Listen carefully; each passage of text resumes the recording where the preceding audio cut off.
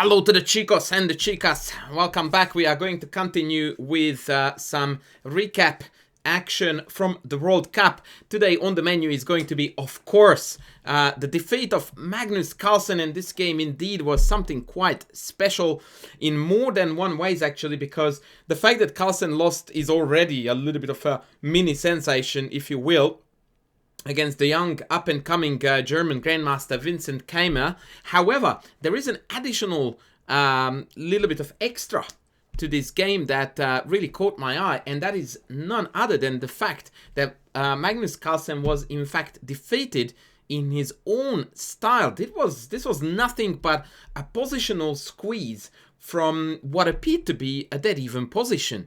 And once again, I have reiterated it already many times on my channel that modern chess appears to be moving, or rather it has already moved toward that direction where players no longer seek advantage out of the opening with the white pieces. What they seek is playable positions where there is life left in there, when there is plans, moves available. Let's just play a game of chess and see who the better player is. Now that used to be Magnus Carlsen's forte, and in fact he essentially perfected it to a form of art. And so it was quite rewarding in some ways to see that that was exactly the weapon that brought him down. I suppose live by the sword, die by the sword. So let's see how it happened. I entirely skipped the opening. We are landing on dead 0.00 position.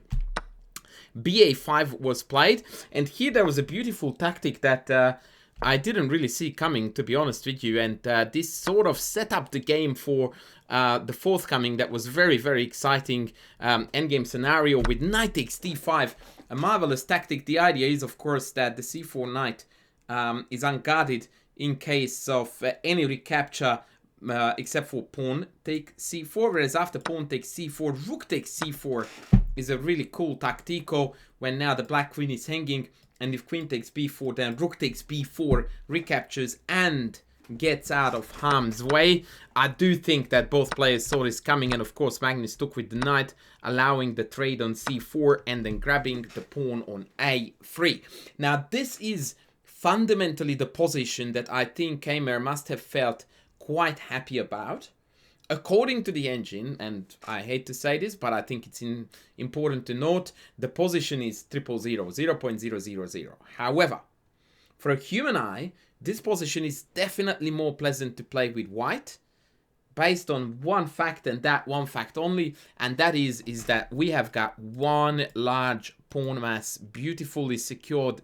Every pawn is very safe and guarded, whereas the black pawns are split into two islands, and so white has got quite a bit of business here to attack, or target rather, the B and C pawns, and so that definitely makes this position slightly more appealing to white here. I would like to note that, and I don't really know, to be honest, where exactly I would draw this line, but certain level of club level players, when they look at a position like this, their evaluation would be purely and almost 100% actually driven by one factor, and that is that black has a pass pawn, and their conclusion would be that black is therefore better, which is first of all wrong. Second of all, the whole entire reasoning and argument there is an interesting pitfall that is very easy to fall into.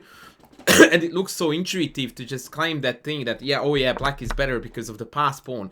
But it's super easy also to realize how faulty and short-sighted this evaluation is, since the pawn can't move at all without hanging c6, and to execute a b pawn move anyway, even after sufficiently covering the c6 pawn, would lead to the terminal weakening of the c6 pawn. So if we, let's just say I play a pass and then b6 is played, now white has a new target that white can really, really annoyingly pile up against, and black is definitely on the defense now in terms of securing the pawn. Perhaps rook c4 is a better move, I don't know, one or the other, but you see that there is always issues with the pawns. They are not a strength, they are reliability. That's not fun, and that's exactly what Keymer was banking on.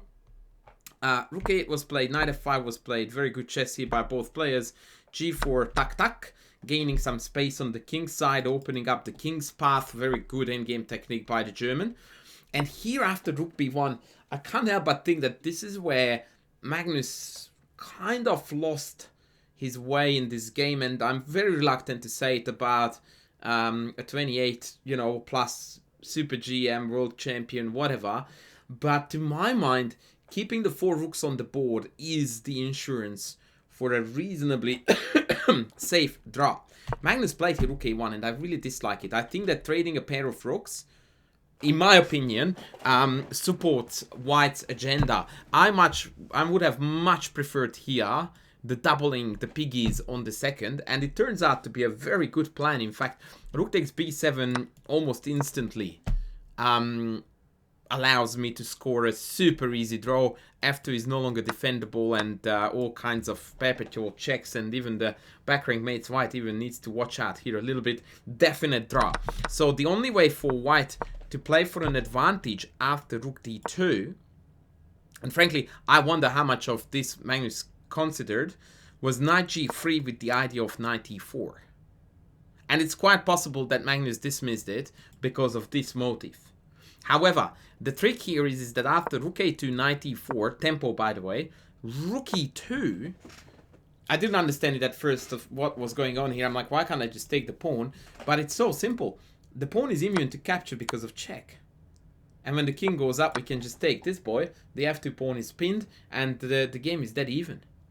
And this motif secures, in my opinion, an almost inevitable draw for black, which is quite impressive. I do remember that I looked at a lot. Oh yes, so the engine first came up here with a very cool idea, which was to withdraw the rook to c1 to deny the check and then take b7.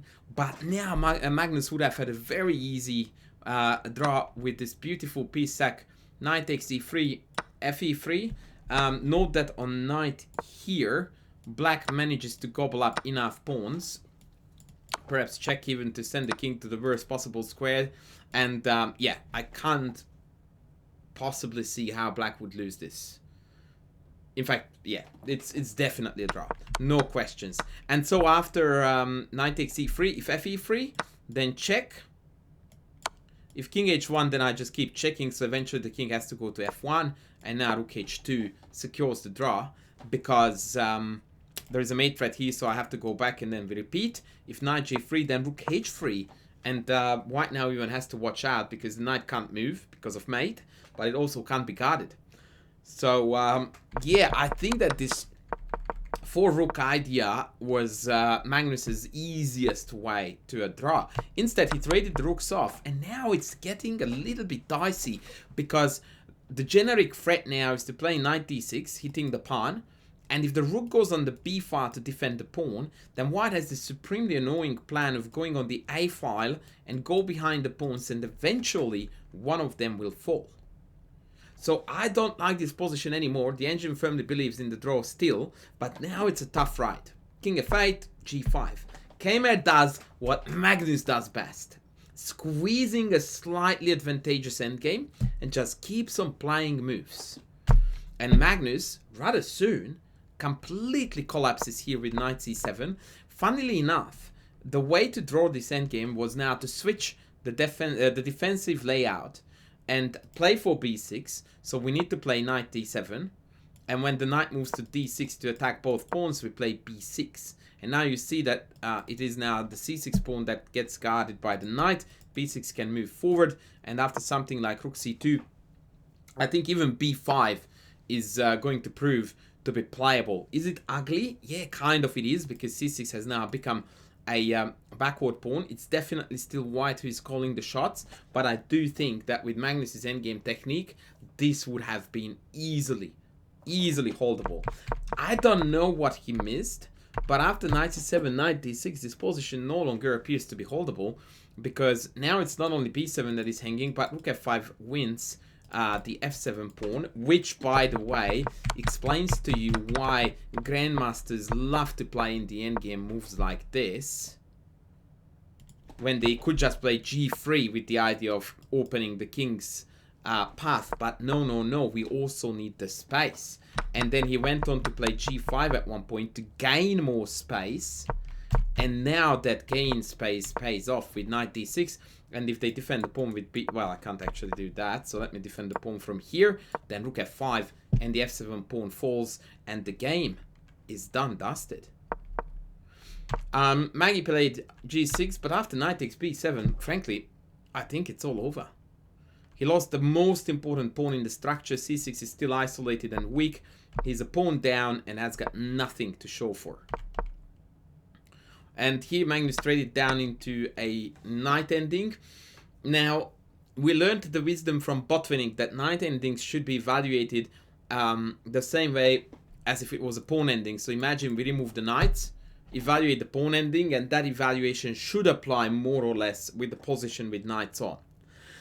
Now, this often is a very useful tool to use as a compass to point you towards the right direction, but I also find it often hindering the correct way of thinking, because with the knights on the board, there are lots of jumps, lots of checks, lots of annoying motifs, so the comparison with pawn endings is a little bit sketchy there, but yeah, not a biggie. Alrighty, so knight c6 was played, holding the pawn, and now all we need to do is just go up with the pawns and convert the endgame. Leko put it beautifully during the analysis, or rather the commentary, when he said that Keymer needs to come to terms now that he's about to defeat the world champion. That is the hardest thing about this position, because the position itself is a kindergarten win. I'm quoting his words here. And that's a very profound observation of what it takes to build to beat a world champion. It's not enough to beat them on the board, but you psychologically need to come to terms with the fact that, yep, I'm gonna win. And he eventually managed to convert. I'm going to not really commentate on the rest, because, like I said, you just need to shove those pawns up, and they are going to take care of the rest. Some limited technique was required, but nothing major really. He just took too many pawns, and yeah, Magnus tried his best, but that is about 75 too many pawns. That's how Magnus was dethroned yesterday, and today he must win on demand in order to stay in the World Cup and to retain his dreams of winning the World Cup. The other game today is going to finally come from the ladies tournament, and I'm going to bring you one of the heroes of the ladies tournament, Eline Rubers. I really do hope I pronounce her name somewhat okay. I don't know. I should have checked. I don't even know where to check. She has been playing remarkably well, scoring win after win, wiping off the field. Really impressive performance by the Dutch lady. And she had the Indian GM Harika Dranavali on the ropes in this pawn ending.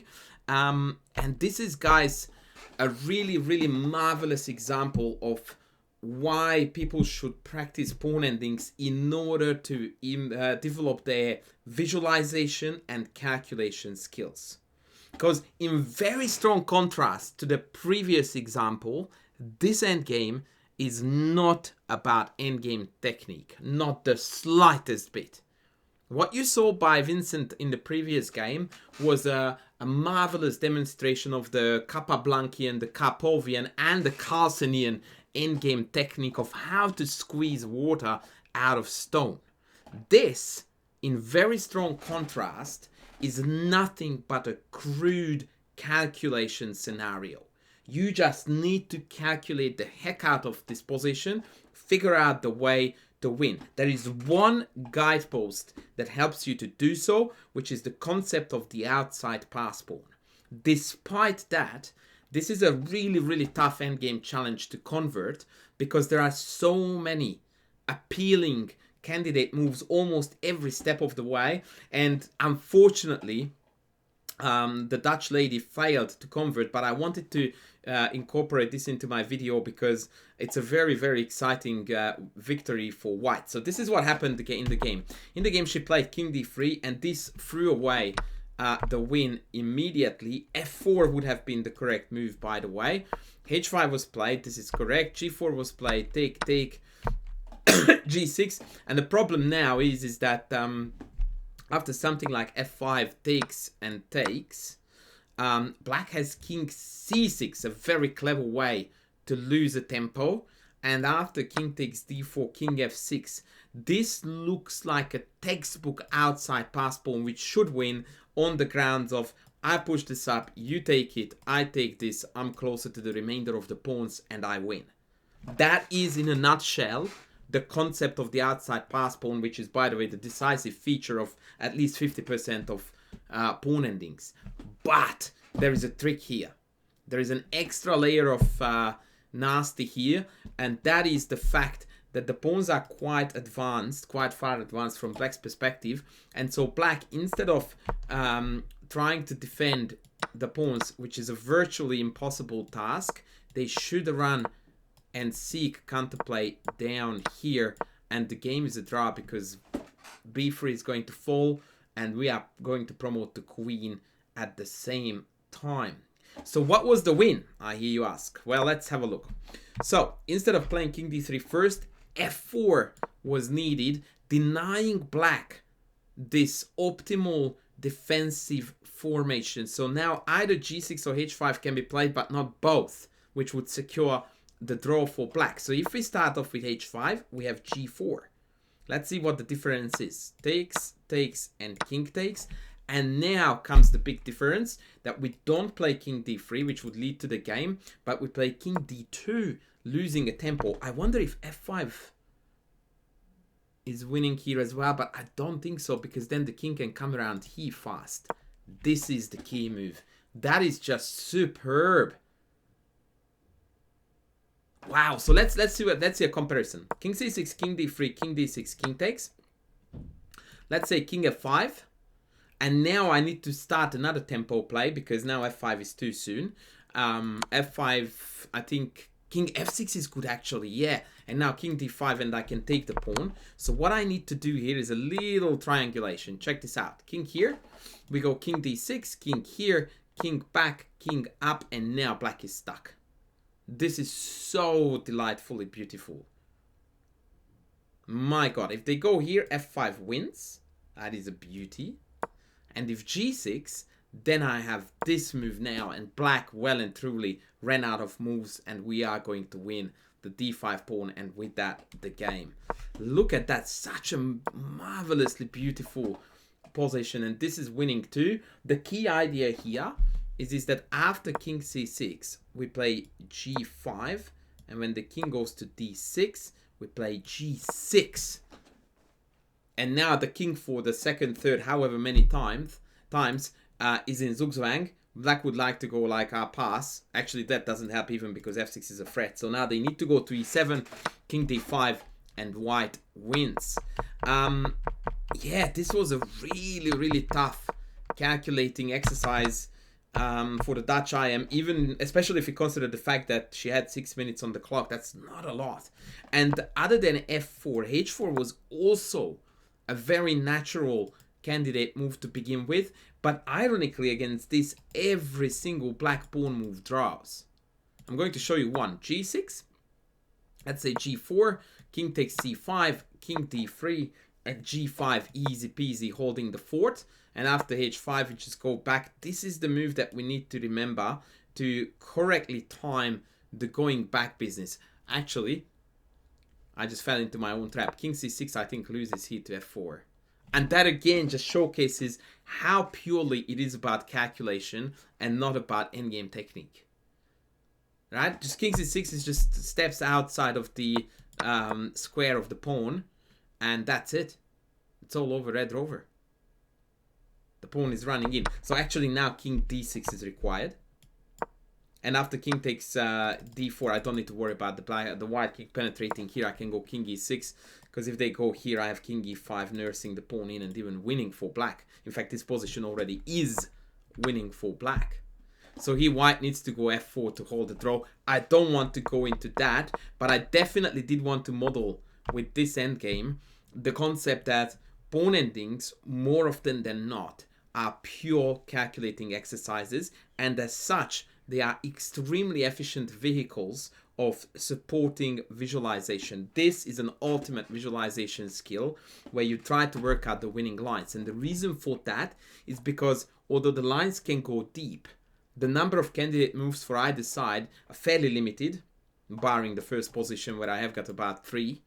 And that there are a few pieces on the board. So it's not that difficult to keep track of what's where. I very much recommend you to practice this position. I didn't manage to reveal all its secrets at all to you, and I feel like I haven't done justice to this game entirely and to the end game in particular. But trust me, there is a lot of fun exercises and calculating concepts here that you could try to do either with yourself or students or whatever the case may be. But yeah, this pawn ending is a really fun one. And yeah, it would have been very interesting to see the Dutch international master to score a victory against Harika, who is a GM. So now this is going to be a very fascinating rematch today indeed. By the way, also note that my fellow countryman, Hungarian Berkes, defeated Ponomariov, so he now only needs a draw with black to go into the round of 5. Super exciting stuff there. I'm going to call it a day now. Thank you guys for watching. Don't forget to sub, to comment, to like, or to super thank me if you can. And I'm going to be with the next video soon. Thanks for watching. Bye.